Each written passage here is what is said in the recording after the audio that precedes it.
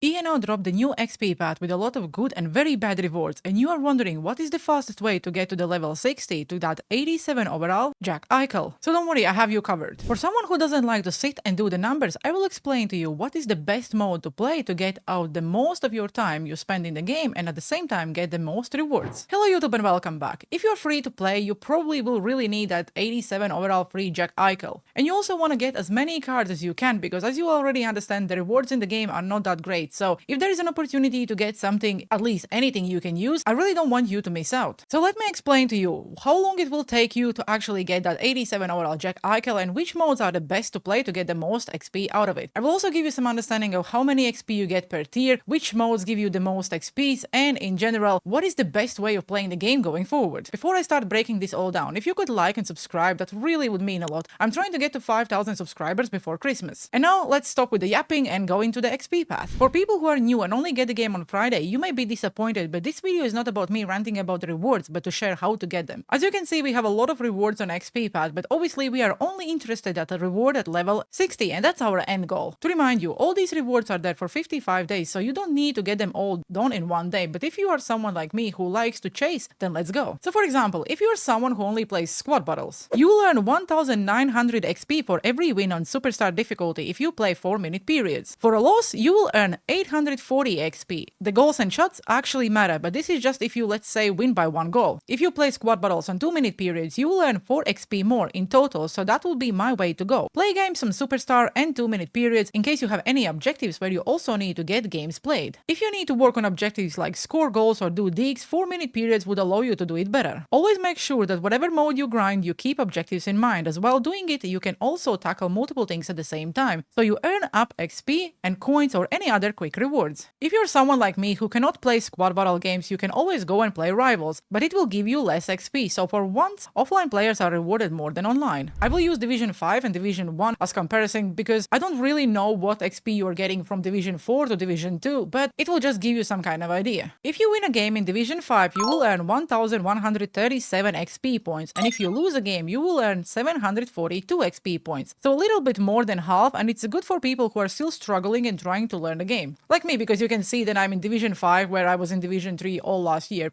I just probably need some time to adapt to the game, but that's another story. If you're a Division 1 player, you will earn 1800 XP, but I doubt that Division 1 players watch my videos and need help, so let's move on. If you look at the screen and check XP path to level 6 and level 7, then the first picture says 22,750 at level 6 and 32,750 to level 7. So if we assume to move from one tier to another, we need 10,000 XP, it's around 5 squad battle games we need to win to advance from level to level, or 600,000 XP to get free Jack Eichel. The thing I'm being asked the most on all the socials or when I'm live is, where do I actually start? Which mode you would suggest you start first if you are trying to get that XP path done? So I'll give you the same answer I give everyone. Wildcard mode is where I would suggest you guys start, because in wildcard mode you can complete objectives, you can earn XP, and also you are completing the wildcard separate point path where you are getting some rewards. Good or bad, it's a different story, but wildcard is where I would suggest you start. As I'm Division 5 player at the moment, I don't know if the points change. I think in average you are getting around 600 XP for every single time you win online. And if you lose, you get 275 XP points. For offline, it's 490 to 225 split. If you put in perspective where you think about the time spent, to complete a wildcard, you need to win 20 games. So let's say it's 20 minutes of actual gameplay. So you will earn 12,800 XP points while you're doing it. If you would take squad battles, for example, and how much XP you earn in 20 minutes, it would be 1,900 XP for 12-minute long game. So XP per minute would be only 158. The bad and good thing about the wildcard mode, you only need to win 20 games. After, there is no reason to play.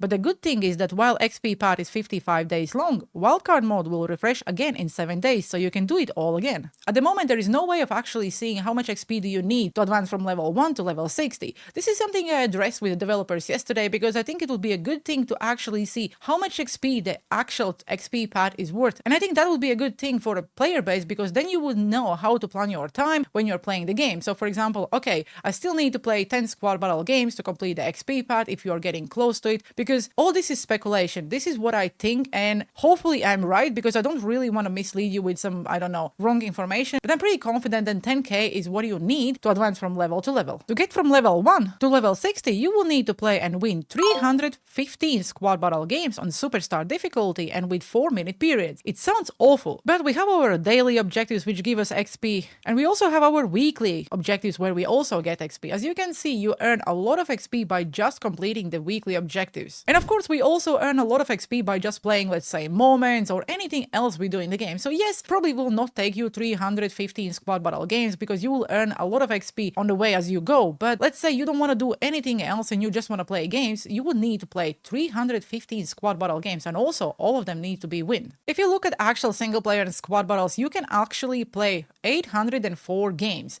So technically it's all doable. So yes, if we exclude any other ways of earning XP and just use the gameplay time, you would need to spend 3,780 minutes or 63 hours in squad battles.